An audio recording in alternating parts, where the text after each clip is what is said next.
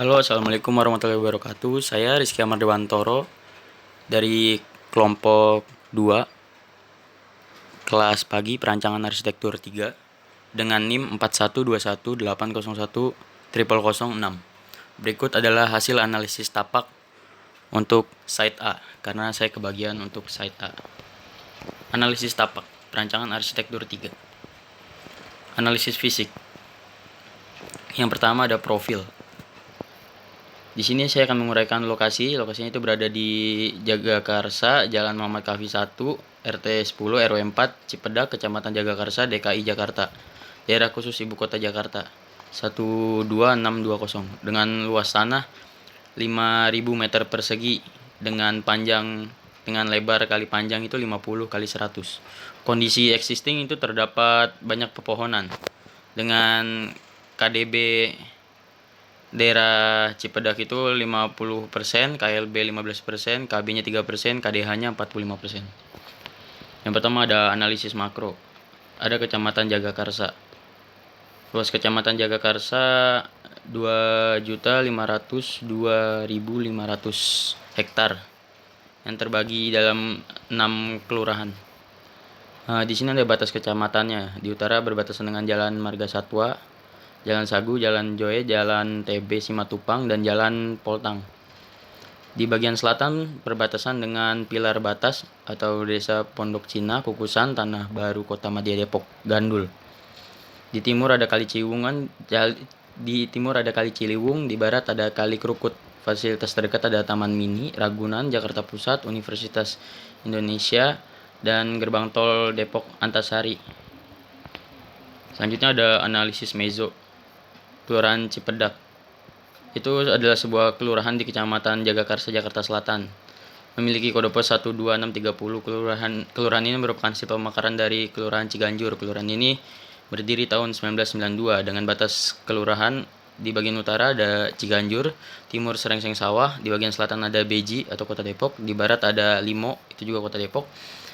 Fasilitas terdekat di sini ada Swalayan Fortuna 0,5 km, Pasar Timbul 0,3, Polsek Jagakarsa 1,15 km, RS Umum Andika 2,23 km, Kantor Kelurahan Cipedak 1,3. Fasilitas ini nantinya sangat diperlukan untuk menunjang kebutuhan kegiatan. Selanjutnya ada analisis mikro. Analisis mikro di sini langsung menuju di tapaknya. Itu di bagian selatan berbatasan dengan ada deretan pedagang yang memang sudah ada di situ sejak lama. Terus ada jalan asli dan di seberang jalan asli itu terdapat ruko. Terus di bagian timurnya berbatasan dengan Jalan Muhammad Kahfi yang lumayan lebar. Dan di seberang jalan terdapat ada tanah kosong juga dan ada toko. Di bagian utara, tapak ini berbatasan langsung dengan toko butik dan juga beberapa perumahan warga. Bagian barat ini terdapat jalan asli 1 yang memuat satu kendaraan bermotor, ini gang kecil gitu. Terus arah lalu lintas di sekeliling tapak. Yang pertama ada lalu lintas A. Jenis kendaraan yang sering lewat itu pada bagian oranye ya. Ada kendaraan umum, minibus, sedan, dan motor. Di lalu lintas B itu jalannya lumayan kecil, jadi yang lewat hanya minibus, sedan, dan motor. Lalu untuk lalu lintas C, kendaraan di warna hijau itu yang lewat hanyalah motor karena tadi di gang kecil ya, yang terdapat di bagian batas barat ini. Selanjutnya ada kondisi topografi. Di sini garis kontur pada site A itu interval konturnya 1 meter dengan ketinggian 1 meter. Terus tanggapannya saya adalah menggunakan retaining wall untuk menahan longsornya tanah. Bisa juga pakai pohon. Lalu yang selanjutnya ada pondasinya itu pakai pondasi tiang pancang guna memperkuat apabila tanahnya merupakan tanah yang labil. Selanjutnya ada pencapaian akses dari luar tapak. Pencapaian akses dari luar tapak ini sangat penting ya, karena menentukan bagaimana kita nanti akan menaruh main entrance dan side entrance. bisa dilihat pencapaian yang berwarna oranye ini merupakan jalur dari Jalan Kahfi, Muhammad Kahfi 1. Terus yang biru itu dari Jalan Asli. Jenis sirkulasi pencapaian tapak itu ada main entrance dan side entrance. Jenis pelakunya ada pejalan kaki, penyandang disabilitas, kendaraan bermotor, akses emergensi juga diperlukan seperti mobil pemadam atau mungkin mobil ambulan. Terus ada akses loading dan akses sampah dan servis itu diperlukan juga. Oke. Jalan Muhammad Kahfi merupakan jalan utama yang memiliki berbagai akses untuk menuju jalan lain.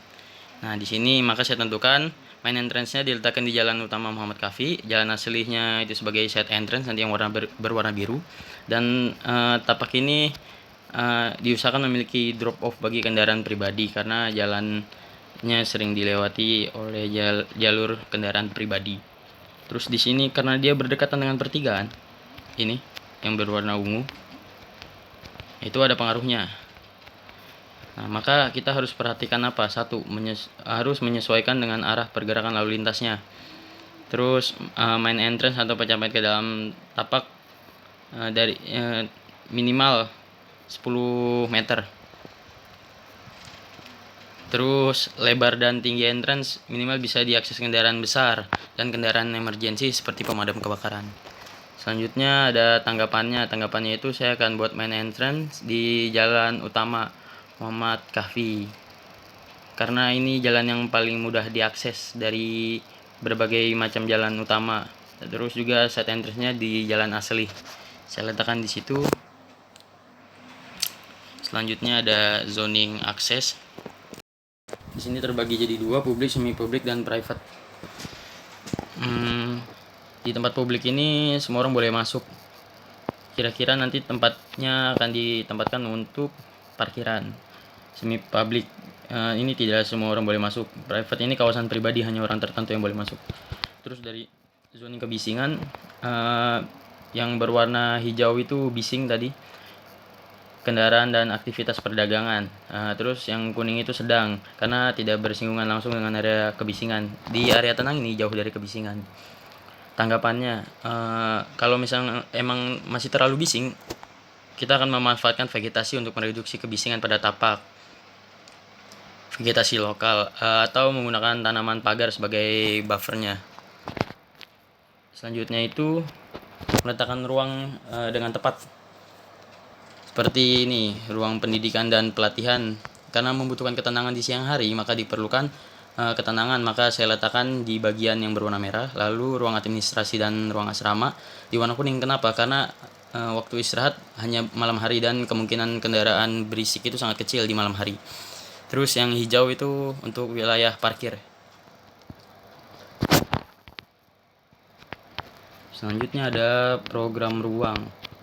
Program ruang di sini tanggapannya itu untuk pendidikan diletakkan di bagian yang tenang tadi. Untuk kegiatan belajar mengajar, karena perlu konsentrasi yang tinggi tanpa ada gangguan dari kebisingan. Yang biru muda ini harusnya bangunan administrasi, yang biru tua itu bangunan pendidikan. Ini sunpad diagramnya. Kira-kira mataharinya itu condong ke utara. Kira-kira orientasi matahari pada tapak. Karena radiasi panas mempengaruhi suhu dalam bangunan, bangunan didesain untuk mencapai kenyamanan termal. Yang baik dan yang benar adalah seperti ini, memanjang mengikuti orientasi matahari untuk mencegah untuk mereduksi radiasi panas matahari. Yang selanjutnya ini ada tanggapannya. Tanggapannya itu bangunan disesuaikan dengan orientasi matahari. Terus di sini ada masa bangunannya. Saya kira-kira sudah membuat desain untuk masa bangunannya. Tadi kita yang merah ini administrasi, yang biru atas ini merupakan gedung pelatihan, dan yang biru yang bawah ini gedung asrama. Terus kuning merupakan ruang maintenance, karena tadi kita letakkan side entrance-nya di bagian dekat-dekat situ untuk mempermudah akses seperti buang sampah segala macam agar tidak terlihat. oleh masyarakat umum atau pengguna. Yang hijau ini ada inner court. Nah, inner courtnya itu posisinya saya letakkan di tengah merah itu dan agak condong ke kiri. Tadi tujuannya juga untuk menjaga kebisingan. Nah, ini konsep tapaknya. Jadinya setelah saya kumpulkan respon keadaan lingkungan sekitar tapak dengan satu, desain bangunan menyesuaikan orientasi matahari. Tapi saya juga nggak mau bangunan ini terlihat miring sendiri atau beda, maka nanti diperlukan mungkin cantilever atau secondary skin agar bentuk bangunannya terlihat sama seperti bangunan di sekitarnya, guna untuk tidak terlalu memberikan kesan yang berbeda dengan bangunan lain. Yang ketiga itu menempatkan ruang sesuai dengan zoning kebisingan atau akses. Jadi ini kita udah letakkan tadi, udah sesuai sekali.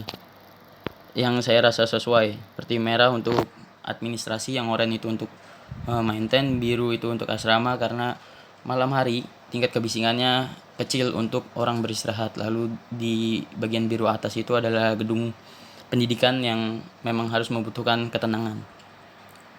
Selanjutnya itu merespon keadaan topologi tapak dengan cara menggunakan retaining wall, terus dan menggunakan pondasi tiang pancang itu untuk merespon keadaan topografi tapak. Terus di sini mempertahankan vegetasi lokal. Yang selanjutnya itu saya usahakan untuk membuat desain toko sederhana agar tidak mengusir pedagang-pedagang ini yang nantinya akan menghilangkan mata pencarian mereka. Saya akan buat lebih rapi. Nantinya ini juga bisa memberikan kesan yang baik untuk bangunan Pusdiklat ini. Ini ada maket tapak dan masa bangunan. Ada jenis bangunan dan luasan. Ini bangunan administrasi tadi dengan luasan 114 meter persegi, pelatihan luasnya 1270 meter persegi, asrama dengan luasan 1020 meter persegi, terus bangunan maintenance itu 102 meter persegi. Sekian analisa tapak dari saya, kurang lebihnya mohon maaf. Sekian dan terima kasih.